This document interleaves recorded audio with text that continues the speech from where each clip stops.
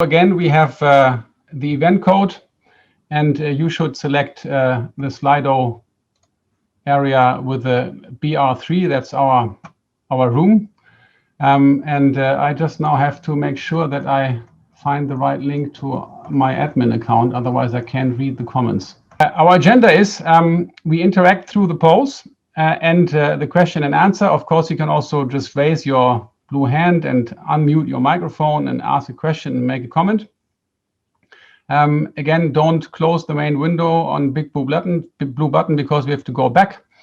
We want to discuss a couple of questions and also go through the polls. You should see them. And my assistant here is Nicolas Haluska, who will help us get started. But actually, I would like to first of all thank you in advance for participating in this and start with the most important question that I'd like to discuss. I show you all three questions so that you can start thinking about them. They are also pasted in Slido in the polls. So we want to discuss now important barriers for bio and circular economic transformation in your region. So that's the South America region, and I'm seeing in the poll that in fact we have a number of countries represented here, which is great. The second question is about risks. So what, in your opinion, are the main social, economic, environmental risks of bio and circular economy requiring constraining governance? Remember the introduction of Janos Förster. So where do we need to get better in reducing the negative impacts? And the last question is what you recommend to your government in terms of getting better at governing the bioeconomy. So I'm now checking what happens here. For some reason, the polls have been stopped again. Let us start with the first question, which is about barriers to sustainable bio and circular economic transformation. This is also a question that we have posed in the expert survey that will be presented on Friday in the plenary of the Bioeconomy Summit. But please, I'd like to hear your opinion to maybe put some meat to the bones of this pretty open question. Where do we think that in individual countries, please give examples from your own countries where we need to do more to address fledgling bioeconomy initiatives, helping small initiatives to gain ground, to get faster. And I see we have members from Chile, Brazil, Ecuador, Argentina, Colombia, Uruguay. So we have a number of very different settings. And I know there are the big topics related to soy production and cattle production, but I think there are also small topics. So would someone be willing to kick us off with a comment or an insight regarding the first question here?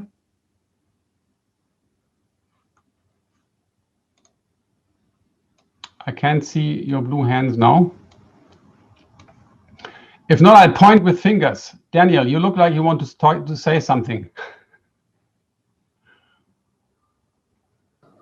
Okay, hello to everyone. Well, actually, which is the most important barrier? Well, I guess mainly to add value to the products related to bio-based products. I guess that's the main issue. I mean, in our countries are very quite non-developed products, and who controls, I guess, the private governance of these companies who rule the production of our countries is the main issue. I mean, the decisions related to add value to certain products related to biological process or products are controlled by multinational companies, and it's hard to impose or incentive from the governments the development of bio and circular products. I guess that might be one of the barriers that could apply to our countries, the private governance of the companies related to bioproducts. Private companies, okay. I've now figured out how this works with Slido. So basically, can only activate one poll now, and I have now made the poll active that is linked to our question here. So if you post your opinions there, that would be great. Otherwise, I'll go through the speakers list, and the next one on my list is Rigunaga Bolsa Cereales. Yeah, I hear you now. Actually, do I comment right now? Yes, go ahead, please. Yes, I find that we have in our region a problem that is financing. And this is a main issue to promote different bioeconomy investments. In addition to that, if we want to create or to develop a bioeconomy strategy, most of our governments have been looking this from the science and technology approach, but we are not having in many of our countries an integrated approach, including all the ministries. And this comes to the lack of regulations. So your point is on interministerial coordination, which we know is also a problem in other parts of the world. Any other comments? I see here lots of points on power asymmetries, centralized structures, lack of R&D. Would anyone be willing to elaborate on one of those points? Karen. Hey, thanks. I actually didn't write those points, but I had something similar in mind and relates to what Daniel said as well on the power imbalances, I guess, even in the private sector. And I think that relates also to buy-in or participation of other stakeholders, especially civil society. And I think if there is an impression that bioeconomy is mostly about big economic sectors by some of the large multinationals, and we don't manage to go beyond that, and yeah, also take into account the smaller initiatives, Jan, that you also mentioned, there is a real risk that also, yeah, civil society or public will not, buy in or believe in this idea and just sort of say, well, this is just going to benefit the big players. It's going to be big business as usual. And on the contrary, I think you can get a lot of, backlash or criticism from that. And so I guess following up from that, it is important to really show different perspectives and different approaches, because otherwise that could really undermine the whole approach. Thank you, Karen. Nicolas Haluska, are you around now? Yes, I'm here. Great. I would ask you to maybe take a few notes when people make discussion comments, because I'm trying to moderate the Slido poll here at the same time, so that we don't lose the important information, because I think the Zoom sessions are not being recorded. Would that be possible? Yes, of course, I can do that for you. Great. Excellent. Okay, so we have talked about interministerial collaboration. We have talked about voice, small and big initiatives. Are there any other comments that you'd like to add to this discussion in order to maybe close up this first part on barriers? Or are there others that you think haven't been mentioned yet? I'm seeing Trevor raising his hand. Please, if you unraise your hand when you're done, I can't do that because I don't have moderation rights. Trevor, go ahead. Yes. I don't know if I would consider this a barrier, but maybe an opportunity that's not being taken advantage of would be public-private partnerships. In the case of Brazil, for example, coordination between large research institutions and the private industry to advance not only research, but maybe also ensure that university curriculum is preparing the appropriate academic programs for the future bioeconomy. Okay, so the higher education sector, I actually have a question to those of you who live in countries that have already formulated bioeconomy strategies. I know Argentina has such a strategy. Brazil has now such a strategy. Uruguay is planning or developing one. Maybe it's already published. Maria Eugenia will know. What do you think, or what could you say about the stage of implementation of these strategies? Are these just ideas that have been cooked up at high level and that have not trickled down yet, or are there actually connections between these strategies and what's happening on the ground? And are there maybe areas that inhibit this? Yeah.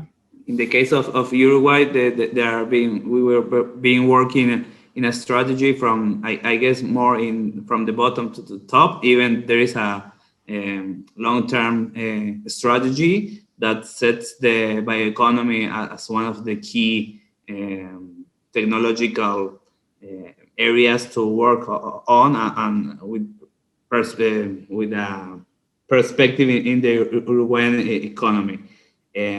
I guess it's crucial for these kind of policies where there is a need of coordination among different policies related to environmental issues, productive issues, or social issues, to have this long-term vision and also a strategy from the top of the government. I guess that is a quite relevant issue for the policy or for the strategies in bioeconomy. Okay, thank you. I would like to, before we move on, I would like to show you the word cloud that we have generated from your answers to our poll question. Can you see that right now? So the size of the words has to do with the frequency of mentions. So inequality and incentives. In our discussion here, I haven't heard that much about those 2 points. Could maybe people who have posted that say 1 or 2 more words on what exactly, how inequality and incentives are related to, being barriers to sustainable bioeconomic transformation in your countries or in the region as a whole? May I? Yes, sure. Well, in the case of Argentina, with the previous government, we began to reach an agreement for a strategy. However, this strategy didn't go forward with the new government, and what we have is lack of incentives in many areas that rely to new regulations to promote the use of biofuels or to promote other decisions. And this is also related to the lack of financing. So a lack of public incentives and lack of financing, in our case, are problems that we face because we agreed on a strategy in Argentina with several of the public areas, but the economic area didn't implement many of the incentives that we need to promote. Okay. Anyone else willing to say a few words on inequality and how that comes to be a barrier for bioeconomic transformation? Yeah, I think the idea of inequality touches upon several other points that were mentioned here, right? Like access to finance, for example, and power asymmetries. And I think this is a key issue in the Latin American reality, right? And I think it also relates to lobbying, right? Of course, that's a big plantation owners. They would have much more lobbying power than smallholder farmers or other people or segments of the population that dedicate themselves to maybe less economically significant activities. So there might be also some issues there of coordination among these other segments of society in order for them to ensure that their voices will be heard and they will not be left behind in any sort of bioeconomic strategy that is trying to be developed and implemented. Okay, thank you so much. Yeah. Yeah, and if I may, I'm Ricardo Vargas here.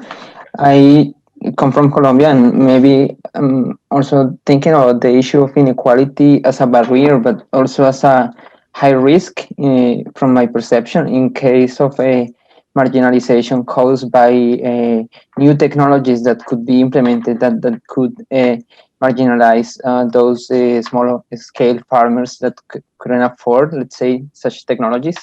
So the fact that there are already some inequality structures, such as in the case of land distribution or land tenure, this could also be kind of expanded. The issues of inequality in under scenarios of of lack of governance mechanisms that could ensure an inclusive access to technologies, for instance. Okay, thanks, Ricardo. I think that comment builds a nice bridge to our next question. I'll put that up here and then start the poll on Slido. So we have 25 people in the room. If you help us filling this poll now, we are likely to have a really nice word cloud on this one that we can discuss in 5 minutes. So what are the main social, economic, environmental risks of bio and circular economy requiring constraining governance?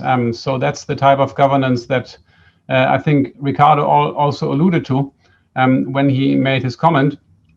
So where do we need to get better, or where do countries have to get better at regulating economic activities or their impacts on social aspects, environmental aspects? We all assume that bioeconomy is good for the economy. So perhaps the focus is a little bit on those two here, social and environmental. What are your thoughts? Feel free to also make comments in Spanish or Portuguese. That's not a problem at all. We can translate if need be. Comments coming in. Things like biodiversity use, development of biomarkets, new business models. Is there actually concern among this group about social impacts of bioeconomic activity? If so, would there be someone who wants to give an example or maybe explain what kind of undesirable or social risks are involved in bioeconomy that we should have on the screen?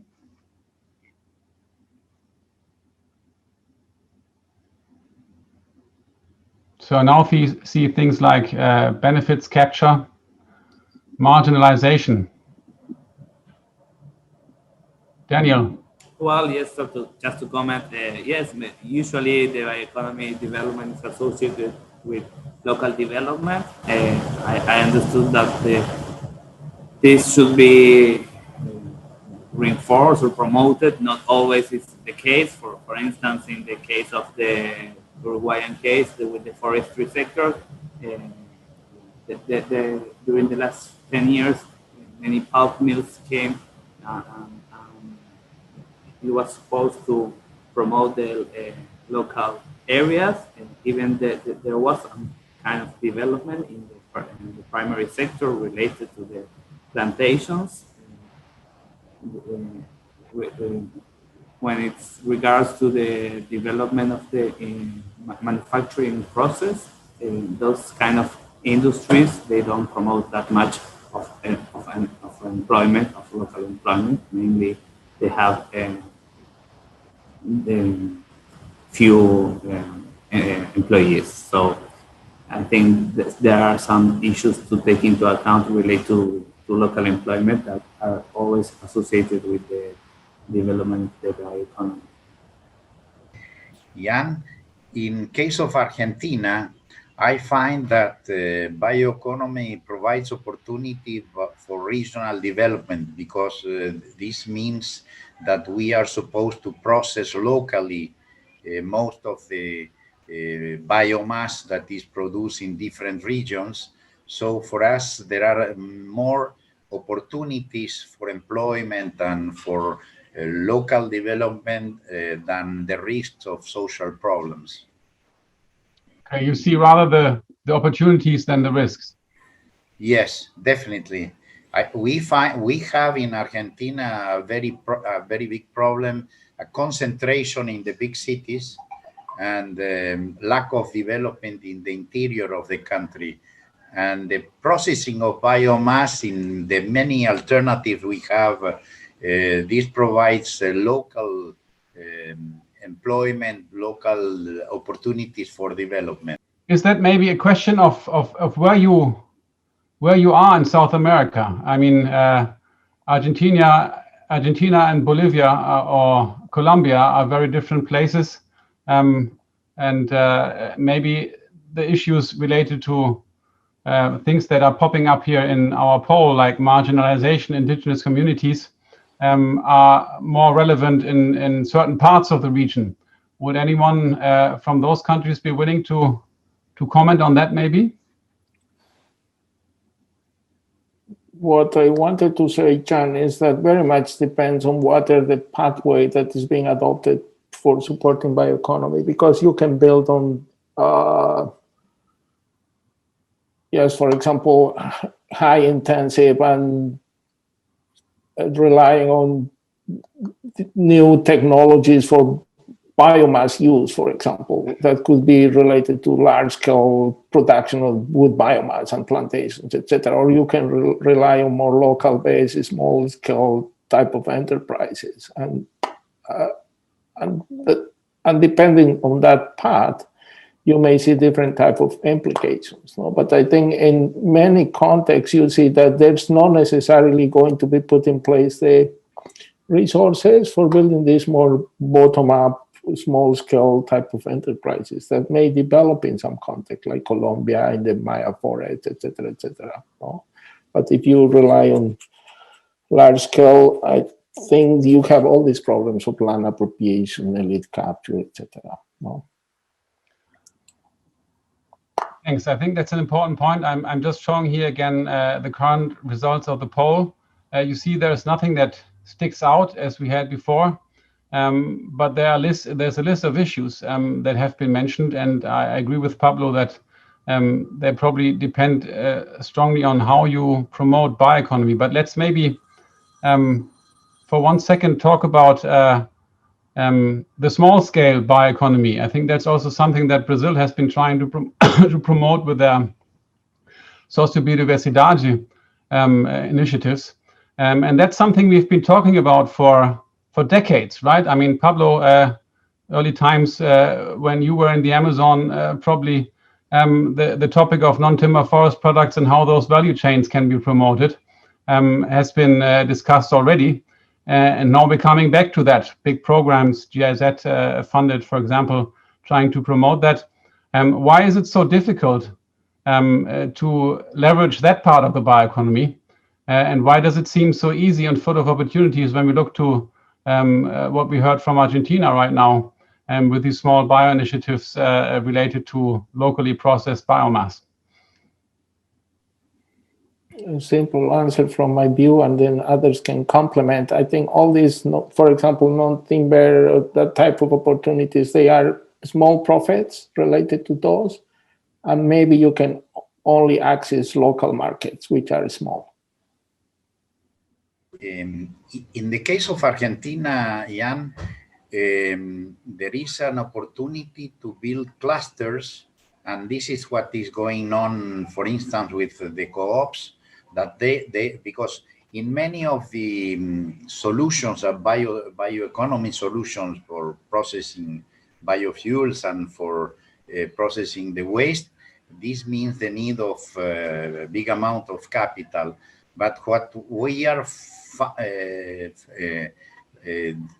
having in Argentina are cooperation strategies in which small companies through co-ops can access to this kind of strategy. Actually, we find that the construction of clusters, private clusters, is very important to allow small firms to participate in these strategies. If you don't have that, there is a risk that only the large operations can build on bioeconomy strategies. Okay. I'd love to deepen that discussion, but we have to move on in our agenda here in order to get to the end of the workshop. We have just a couple of minutes left. I'd like to now move to that last question, which is actually an open question to you. Now you're all government advisors, and Paul is now open.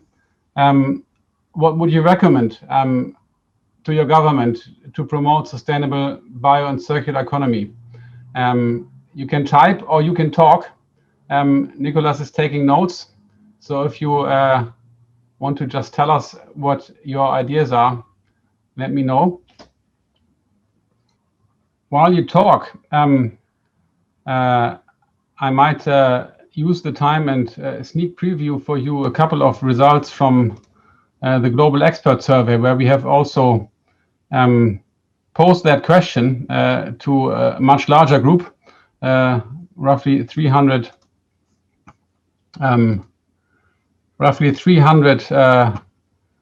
experts at the global scale have been asked a similar question. I'm just going to try to find some of the results for you while you're typing, and then we can discuss some of your comments. So here we had a lot of national level recommendations that related to things that I'm seeing pop up here as well. So lack of capital for startup companies, lack of support to commercialization, and coordination, harmonization. I think we have heard that before. And direct investments by the state, better involvement of stakeholders. That's the example here of the bottom-up experiences. And at the international level, we had things like binding laws and regulations, for example, that are needed to get the bioeconomy going.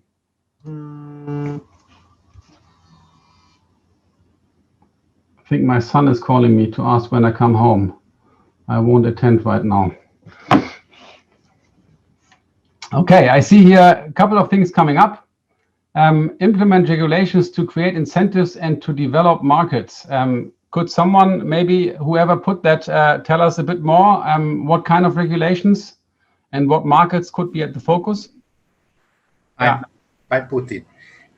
Actually, many of the bioeconomy services and products need some kind of regulation and incentive.